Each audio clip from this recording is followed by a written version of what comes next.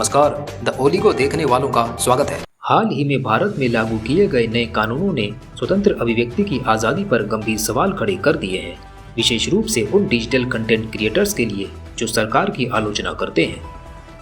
एक अनुरोध, अगर आप न्यूज़ चैनल पर नए हैं तो चैनल को सब्सक्राइब जरूर करें। इंग्लिश न्यूज़ के लिए हमारी वेबसाइट www.theoligo.com पर विजिट करें। अब समाचार विस्तार से। भारत सरकार ने संसद में प्रसारण सेवा विनियमन विधेयक 2024 का मसौदा प्रस्तुत किया है। यह बिल फिलहाल विभिन्न हितधारकों जैसे मीडिया संगठनों और ब्रॉडकास्टिंग कंपनियों के बीच चर्चा और समीक्षा के लिए साझा किया गया है। इस मसौदे के आधार पर कुछ महत्वपूर्ण जानकारियां सामने आई हैं, जिनमें से एक यह है कि सरकार अब सोशल मीडिया अकाउंट्स और ऑनलाइन वीडियो क्रिएटर्स को भी इस कानून के दायरे में लाने की योजना बना रही है। इस कदम के चलते विभिन्न मंचों पर इसे लेकर चर्चा और आलोचना हो रही है, खासकर फ्रीडम ऑफ स्पीच को लेकर। इस कानून के तहत सरकार का उद्देश्य है कि सोशल मीडिया अकाउंट्स और ऑनलाइन वीडियो क्रिएटर्स जैसे यूट्यूब चैनल्स को इस कानून के तहत लाया जाए। इसका सीधा मतलब यह है कि जो लोग यूट्यूब या अन्य डिजिटल प्लेटफॉर्म्स पर वीडियो कंटेंट बना रहे हैं, उन्हें भी अब सरकार के नियमों का पालन करना पड़ सकता है। उदाहरण के तौर पर, अगर किसी व्यक्ति का यूट्यूब चैनल है जो सामाजिक, राजनीतिक, आर्थिक या सांस्कृतिक विषयों पर वीडियो बनाता है, तो उसे अब इस कानून के तहत सरकार को जानकारी देनी होगी और कुछ नई जिम्मेदारियों का पालन करना होगा। इस कानून में OTT प्लेटफॉर्म्स जैसे Netflix, Amazon prime video, Hotstar आदि को भी शामिल किया गया है।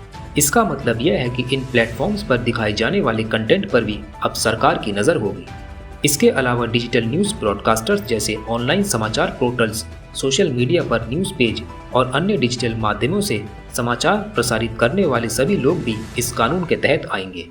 इस कानून के मुताबिक जो लोग डिजिटल समाचार प्रसारित करते हैं, उन्हें सूचना और प्रसारण मंत्रालय को अपने बारे में जानकारी देनी होगी। यह जानकारी इस बात से संबंधित होगी कि वे कौन हैं, क्या करते हैं और उनके कंटेंट का क्या उद्देश्य है। 2023 के मसौदे में यह प्रावधान था कि केवल उन्हीं डिजिटल प्रसारकों को यह जानकारी देनी होगी जिनके सब्सक्राइबर्स या व्यूअर्स की संख्या किसी तय सीमा से अधिक हो। लेकिन 2024 के नए मसौदे में ऐसी कोई सीमा नहीं रखी गई है।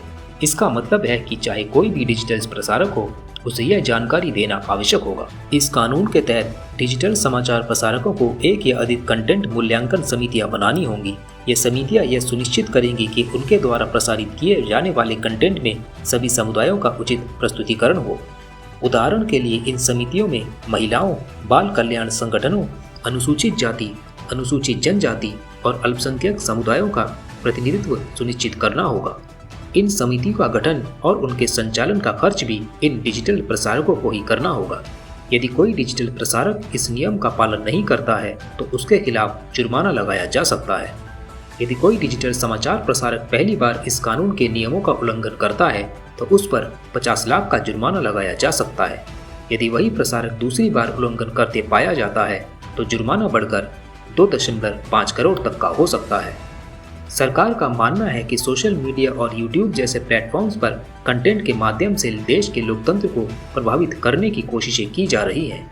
कई बार देखा गया है कि इन प्लेटफॉर्म्स पर सरकार की नीतियों और फैसलों की आलोचना की जाती है, जिससे सरकार की छवि पर नकारात्मक असर पड़ता है। इसलिए सरकार का कहना है कि इन डिजिटल प्लेटफॉर्म्स पर नियंत्रण रखना आवश्यक है, ताकि कोई भी गलत जानकारी या प्रोपेगेंडा फैलाकर लोकतंत्र को कमजोर न कर सके। विपक्ष का मानना है कि इस कानून का उद्देश्य फ्रीडम ऑफ स्पीच को कम करना है। उनका कहना है कि अगर यूट्यूब चैनल्स और सोशल मीडिया अकाउंट्स को इस तरह से नियंत्रित किया जाएगा तो वे अपने विचार स्वतंत्र रूप से व्यक्त नहीं कर पाएंगे, जो लोकतंत्र के लिए सही नहीं है। उनके अनुसार फ्रीडम ऑफ स्पीच किसी भी लोकतांत्रिक देश का एक महत्वपूर्ण सिद्धांत होता है। इसे नियंत्रित करने से देश में लोकतंत्र कमजोर हो सकता है। सिंगापुर और अमेरिका जैसे देशों में प्रसारण सेवाओं पर नियंत्रण के लिए अलग अलग नियम है। सिंगापुर में ट्रेडिशनल ब्रॉडकास्टर्स और OTT प्लेटफॉर्म्स दोनों को लाइसेंस लेने की आवश्यकता होती है। OTT प्लेटफॉर्म्स को कॉपीराइट कानून के तहत रेगुलेट किया गया है, लेकिन उन्हें इतनी सख्त जिम्मेदारियों का पालन नहीं करना पड़ता जितना कि ट्रेडिशनल ब्रॉडकास्टर्स को करना होता है। और वहीं अमेरिका में फेडरल कम्युनिकेशन कमीशन नामक एक आयोग है जो रेडियो और टेलीविजन स्टेशनों को नियंत्रित करता है। हालांकि अमेरिका में OTT प्लेटफॉर्म्स पर अभी तक कोई खास रेगुलेशन नहीं है। यह स्पष्ट है कि नए कानून स्वतंत्रता पर प्रतिबंध लगाने की दिशा में एक कदम हो सकते हैं। अगर इन्हें लागू किया जाता है तो ये संभव है कि सरकार के खिलाफ बोलने वाले यूट्यूबर्स और स्वतंत्र पत्रकारों को कानूनी कार्रवाई का सामना करना पड़े। इस संदर्भ में सवाल यह उठता है कि क्या ध्रुव राठी, आकाश बनर्जी, रवीश कुमार, अजित अंजुम, पुण्य प्रसून वाजपेयी, अभिषेक शर्मा, प्रज्ञा मिश्रा और साक्षी जोशी तमाम ऐसे बड़े शख्स हैं जो सरकार के नीति के खिलाफ आवाज़ उठाते हैं। अब मुद्दा यह उठता है कि अगर सरकार के खिलाफ ये लोग कुछ भी बोलते हैं तो क्या इन पर कार्रवाई होगी? क्या यह कदम भारत के लोकतांत्रिक मूल्यों के अनुरूप है या नहीं? ये तमाम सवाल इस कानून के खिलाफ खड़े करते हैं।